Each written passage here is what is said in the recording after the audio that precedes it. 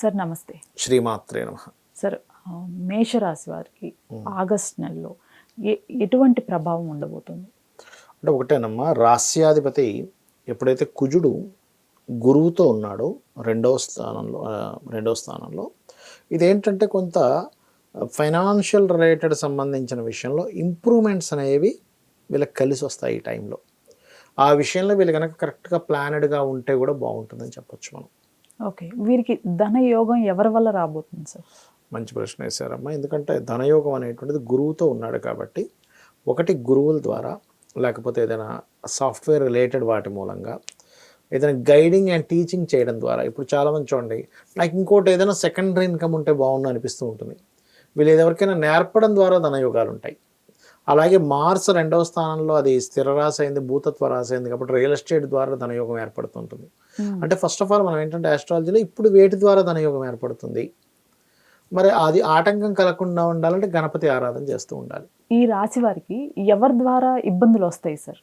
మంచి ప్రశ్న వేశారమ్మా. ఎందుకంటే సర్వసాధారణంగా మేషలగ్నంలో ఎవరైనా జన్మించారనుకోండి, ఫస్ట్ వాళ్ళకి పూర్వజన్మ కర్మ దేని ద్వారా వస్తుందంటే అప్పు ఇవ్వడం, అప్పు తీసుకోవడం ద్వారానే. బంధువర్గంలో వారికి అప్పు ఇవ్వడం, అప్పు తీసుకోవడం ద్వారానే వస్తుంది ఫస్ట్. అయితే వీరికి ఏంటంటే ఫస్ట్ ఆఫ్ ఆల్ 25వ తేదీ వరకు, ఆగస్టు మాసంలో 25వ తేదీ వరకు అప్పు ఇవ్వడం తీసుకోవడం ద్వారా వస్తుంది. 25వ తేదీ తర్వాత నుంచి ఒక 25 రోజుల పాటు పర్టికులర్గా ఎవరికైనా స్త్రీ మూలంగా, అది ఆడపడుచు కావచ్చు, స్త్రీ కావచ్చు, పురుషుడు కావచ్చు, లేదా స్త్రీతో అనవసరమైన గొడవల వల్ల వచ్చే ఛాన్సెస్ ఎక్కువగా ఉంటుంది. ఓకే, వీరు ఇల్లు తీసుకునే విషయంలో ఎటువంటి జాగ్రత్తలు పాటించాలి? వీళ్ళు ఇల్లు తీసుకునే విషయం అంటే అమ్మ, ఒకటి ఇక్కడ శని భగవానుడు దృష్టి ఉంది 4వ స్థానం మీద వక్రించడం వల్ల.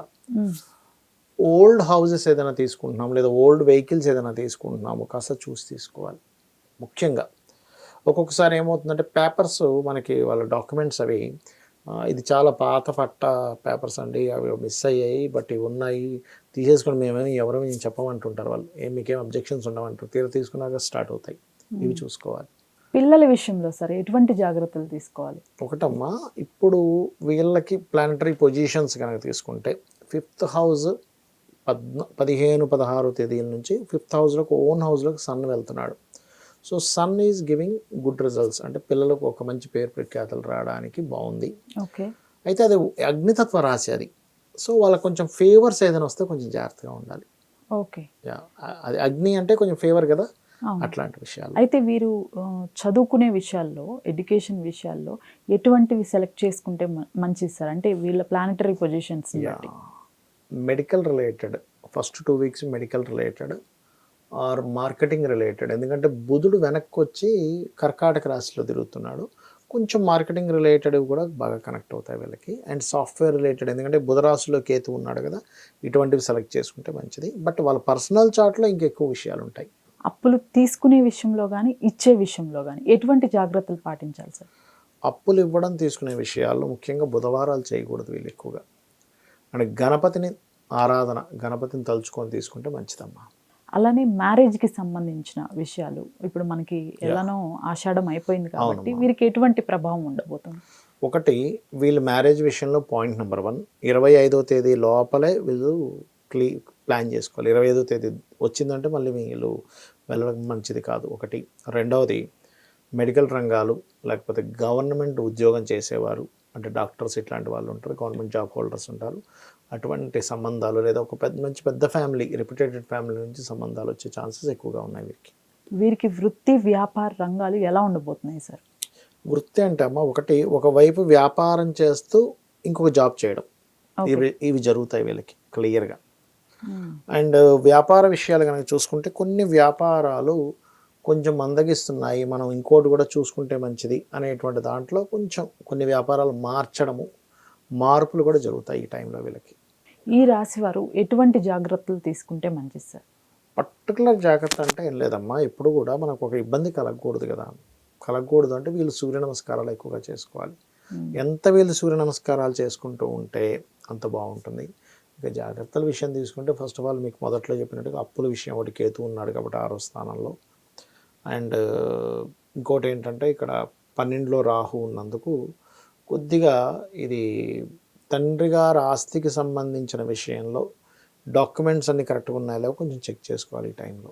అదొకటి మెయిన్గా చూసుకోవాలి. అసలు జనరల్గా ఇట్లా రాసి వాళ్ళ జన్మ నక్షత్రం ప్రకారం తెలియకుండా ఉన్న వారికి నార్మల్ రెమెడీస్ ఉంటాయా సార్? అవునమ్మా, ఉంటాయి. ఓకే. అంటే ఒకటి, అందరూ జనరల్గా చేసుకోవాల్సింది అయితే సూర్య నమస్కారాలు ఎక్కువగా చేసుకోవాలి. అందరికీ పనికి వస్తుంది ఇది. సూర్య నమస్కారాలు ఒకటి, లలిత ఒకటి చదువుకోవడం మంచిదమ్మా. సార్ మీరు కొన్ని పర్సనల్ చార్ట్లోనే చూసుకోవాలి అని ఇందాక ఒక మాట అన్నారు. అసలు పర్సనల్ చార్ట్ అంటే ఏంటి సార్?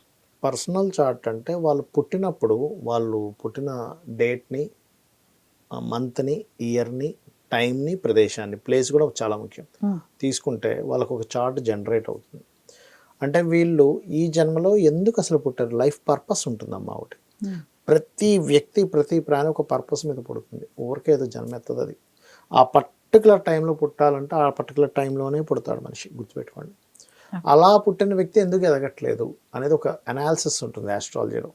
ఎందుకు బాధపడుతున్నాడు, ఎందుకు అద్భుతంగా ఎదిగాడు అనేది ఉంటుంది. దట్ ఈస్ ద లగ్న, డిపెండ్ ఆన్ లగ్న. ఒక వ్యక్తి చూడండి అద్భుతంగా ధనం సంపాదిస్తాడు, అసలు పెద్దగా చదువు ఉండదు, బ్యాక్గ్రౌండ్ ఉండదు, కానీ అద్భుతంగా వెళ్ళిపోతూ ఉంటాడు. బికాజ్ ఆఫ్ వాళ్ళకి సెకండ్ లార్డ్ బాగున్నాడు అని అర్థం. కొంతమంది ఎంతో చదువుకున్న గోల్డ్ మెడలిస్టులు అవుతారు, ఎటువంటి అలవాటు ఉండదు, కానీ వాళ్ళకి opportunities Rao. Because of second house వాళ్ళకి పాడైంది. అయితే జ్యోతిషాస్త్రం ఏం చెప్తుందంటే, నీ సెకండ్ హౌస్ పాడైందని నువ్వు కూర్చోక్కర్లే. దానికి జ్యోతిషాస్త్రం ఎందుకు, పాడైందని తెలుసుకోవడానికి. దాన్ని ఎలా బాగుపరుచుకోవాలో చెప్తుంది జ్యోతిషాస్త్రం ఎప్పుడు కూడా. నువ్వు ఎటువంటి రూట్లో వెళ్తే నీకు ధనయోగం ఉంది అంటే, చిన్న ఎగ్జాంపుల్ చెప్తా. నాకు తెలిసిన ఒక అబ్బాయి ఇట్లాగే బాగా చదువుకున్నాడు, లాట్ ఆఫ్ అంటే చాలా మంచి intelligent, good looking, good person.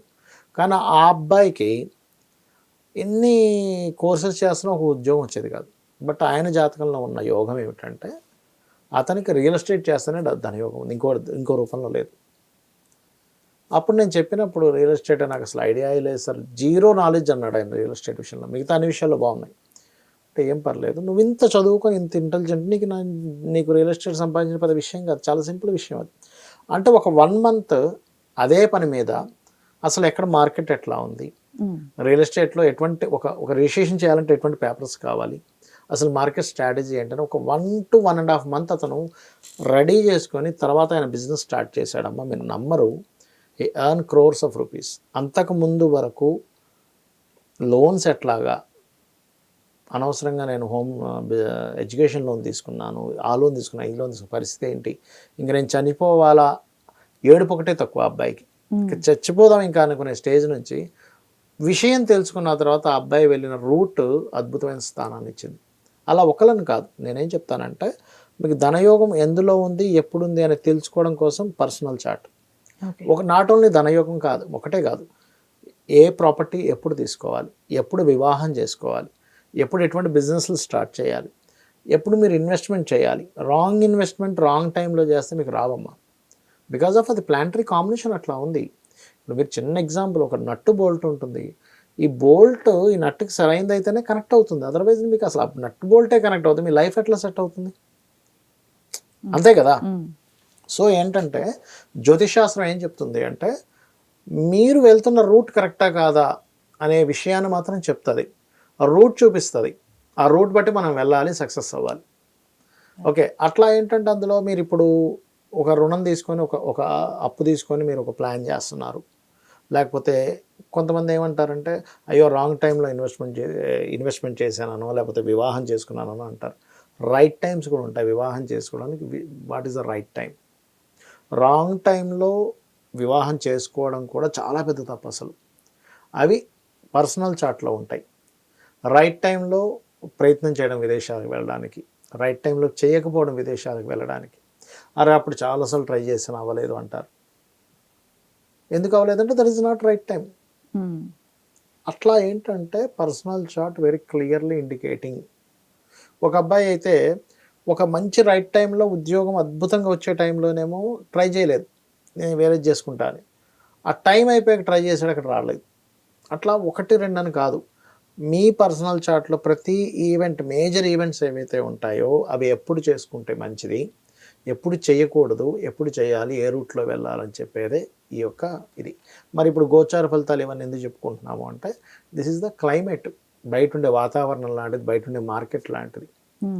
బాగా ట్రాఫిక్గా ఉంది, మనం ఎస్టిమేషన్ టైం ఒకటి పెట్టుకుంటాం, ఇక్కడ నుంచి పలానా దగ్గరికి వెళ్ళాలంటే హాఫ్ అన్ అవర్లో వెళ్తాం, ట్రాఫిక్ ఉందంటే 1 అవర్ ఈజీగా పడుతుంది, లేదా మార్కెట్లో ఈ ప్రోడక్ట్కి ఈ వాల్యూ ఉంది, సో మనం ఈ ప్రోడక్ట్ని ఇలా డిజైన్ చేస్తే మార్కెట్లోకి వెళ్తుంది, ఆల్రెడీ ఈ రకంగా డిజైన్ చేసినవన్నీ ఫెయిల్ అయ్యాయి కాబట్టి మార్కెట్ ఇలా ఉంది కాబట్టి వీ డిజైన్ లైక్ దిస్ అనేది చెప్పేది గోచారం. ఓకే. ఈ రకంగా రెండింటిని చేసుకోవాలి.